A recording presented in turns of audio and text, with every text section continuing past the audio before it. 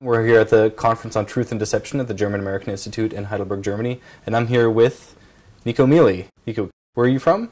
My name is Nicco Mele. I'm the faculty director of the Shorenstein Center on Media, Politics, and Public Policy at the Harvard Kennedy School. We're here talking about how democracies, but also individuals, fight disinformation campaigns. So maybe we'll just start off with a basic question. So how severe is the threat of disinformation in today's age? Well, the honest truth is it can be hard to tell. We don't really know the scope of misinformation, in part because the platforms like Facebook and YouTube don't really reveal how much of what's going on is misinformation and how many people see it or watch it. But I think the evidence we do have suggests it's a real and growing threat. And part of the problem, part of my research is about the collapse of the business model of journalism. In many ways, misinformation and disinformation has filled the void that's been created over the last 15 years with the collapse of local news. In your 2014 book, The End of Big, right, you look at whether the revolutionary power of the digital age, including like things like citizen journalists and bloggers, etc., whether they are eroding legacy media and affecting like a fundamental change in the media landscape. So what I'd like to know is this actually occurring? And if so, is this really a different power dynamic we're seeing?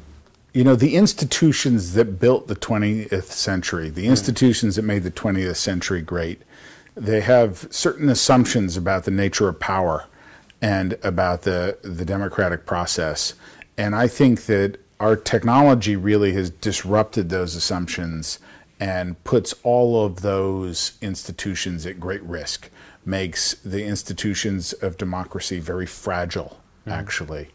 And, you know, my view is that in part what happened is that our technology came along and pushed power to the individual, right? With your phone, your mobile phone, you have so much more power than the average person had 40 years ago. You can speak to millions of people without without it costing anything, without going through any other body or person. You can buy things, summon a car. You can do all kinds of things with your phone that were really unthinkable in the past. And so technology has pushed power out of institutions to individuals, but it's also pushed power to algorithms, to a kind of mediation that is opaque, a mediation that has no deliberation, that has no recourse. Yeah. But I mean, so let's say that this sort of decentralization is happening, and I'm not even sure. I mean, I would argue that maybe it even isn't to a certain degree because the institutions, the media companies especially, have just sort of fused together and become even larger. So there's still an extreme concentration. But if we had that sort of decentralization, why is that really more preferable? Isn't it a little bit more difficult now that the gatekeeping function then has, like you said, it's become more opaque because it's maybe governed more by algorithms and not by editorial functions? If everything is being shifted to the individual, isn't that perhaps just causing more disinformation because everything is a bit more chaotic? Oh, I think that our technology, both in the way it pushes power to individuals and the way the algorithms are designed, those two things actually weirdly incentivize misinformation and disinformation. And so that's a big part of the challenge we're facing. I mean, our algorithms are designed to help a bunch of companies make money. They're not designed to privilege truth or accuracy. The strongest algorithm is the Google search algorithm, what we call PageRank. And that is designed to privilege trust. Trust is very important in that system. But you can trust people who are not true, right? Trust is not the same thing as truth. Maybe we can shift to that. You know, there have been a number of polls indicating in the last couple of years, most prominently I think of the Gallup poll, that the trust in institutions, chief among them like the mainstream media, has been on the wane considerably, and perhaps even I think like this year or last year at its lowest point ever. What do you think this is due to? And sub-questions, well, what can we do to maybe strengthen that relationship again? Well, one caveat there's no doubt that that Americans broadly, their trust in institutions is declining quite significantly. And here as well. I mean, in the Western world, you could say trust in institutions is really declining. But, you know, one nuance there is people trust They don't trust the media. If you ask them, do you trust the media? They say no. Then you ask them, what do you read? Well, I read the New York Times, or I watch Fox News. That's my primary source of news. Then you ask them, do you trust Fox News? Oh, absolutely. Or the New York Times? Yes, of course. So people trust the media they consume. They don't really trust the media in the aggregate. And I think that what that speaks to is a real kind of collapse of the public sphere. There's just very little shared trust. There is trust in the media. There's just not very little that's shared broadly. There isn't a public in that sense. And that's a very dangerous place to be. And I guess I would also say that I don't think we've just begun to understand the consequences of that decline in trust. And by the way, some of that decline in trust is deserved, right? In my lifetime, the mainstream media really was part of the drumbeat to go to war in Iraq and weapons of mass destruction, and really missed all of the warning signs about the financial crisis. And so in some sense, the mainstream media is part of the elite and gets captured by the elite. I don't want to throw the baby out with the bathwater. There's a lot of really important stuff happening with the media, and they will make mistakes, but that doesn't mean we should just blanket not trust them. Do you see any value in, let's say, like other so-called like alternative or independent media outlets? More journalism is good, but it has to be journalism. It has to have a professionalism, a commitment to the truth, a commitment to holding power accountable, fact-checking. Real journalism we need more of. We also need some way of repairing the kind of fissure of the public sphere. The fact that people only trust sources from their side is a big problem. Yeah. I brought up the issue of things like citizen journalists and bloggers, and I think, like you mentioned, and I agree with you, a lot has been made, and rightly so, of like the democratizing power of the internet, and it's done a lot of good. Let's say if we look at like protests in Egypt or so on and so forth, like the ability of people then to kind of band together via Twitter and Facebook and so on. There's a lot of positive good there in a lot of ways. But if I have someone, let's say like a citizen journalist, there's maybe a different perspective that the person can give and a lot more like on the ground experience. But how do we safeguard sort of like the editorial integrity reporting of the news? Because like you said, so it needs to be journalism, but then who is the arbiter of that in the end, if it's just an individual who can just post anything? Well, I mean, this is the fundamental question we're talking about. Should there be gatekeepers, and if so, who are the gatekeepers going to be? My general view is that a big part of the technological revolution of the last 20 years, the information revolution, has been deprofessionalization, right? Has been the destruction of expertise. You have a funny bump on your arm, you Google it instead of calling your doctor, right? And I think that in the case of journalism, this is particularly acute. We have deprofessionalized journalism. Journalism is a profession with standards and norms and journalism schools. It's actually a real profession that we have successfully managed to deprofessionalize, thanks in part to the ease with which you can take photos and videos and write and publish and reach large audiences online. So who then should be the gatekeepers?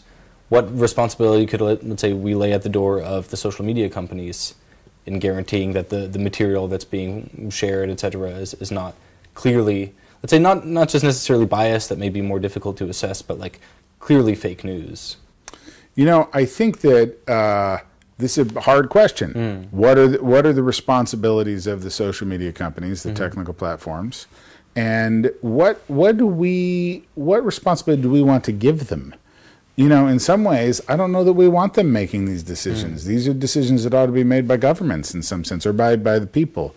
But it depends, and there are a lot of just gray areas and lines that aren't particularly clear. And in many ways, this debate and discussion we have to be having. What are our values, and how are we going to make sure those values are expressed in the culture? And what are the responsibilities of corporations that have some control of the public sphere? If Facebook has the ability to, or YouTube has the ability to shape public opinion, Does that mean they have a special responsibility to the democracy that other corporations might not have? You know, these are, I believe, yes, that means they do have a special responsibility, but I'm struggling still with how that ought to be expressed, and whether that's something we want the companies to decide, or whether that's something we should have the government decide. But at the end of the day, I think we need a lot more discussion in the culture. We need an active debate that I don't think we have right now. Well, going back to journalism, so of course, like, this is one of our primary, we agree, our primary safeguards against any kind of disinformation. And I think you've stated at some point that the overriding goal of journalism must be audience loyalty, and with it, the willingness to pay for work. As in, you know, when we think about now how the business model has just eroded, I know this is on everyone's minds. Anyone who works in media, basically, is just how to, you know, keep the business afloat. Have we missed the boat on this? Is it that audiences will no longer be willing to pay for any form of journalism? For 150 years, pretty much all journalism was funded by advertising. And there's no future in where that's true, right? I mean, you know, in the classic kind of economic textbook, The Economics of Media, you'll see a graph that shows you 80% of revenues from advertising, 20% from sales of either subscription or newsstand sales. It's just really clear in the last decade that the advertising revenue has collapsed for news organizations and for media organizations generally, not just news. And so what is the future then? Well, it's very clear that subscription is a much bigger piece of the puzzle, right? Rather than 20%, might be 60%. Might be 40%. I don't think we really know. And it probably depends a lot on the market that you're in. You know, my current thinking is there's about a dozen or more kind of revenue streams, and that different markets require different combinations of those revenue streams. And that's a challenge. We had a pretty cookie cutter way of making money in the news business. And I don't know that there's a single solution or cookie cutter way going forward for anybody, but I'm reasonably optimistic that there are some models going forward that makes sense. And in pretty much all of them, subscription is at the heart of them. Now, that raises some questions, because subscription can create the danger of making news a luxury good. And is that good for the democracy?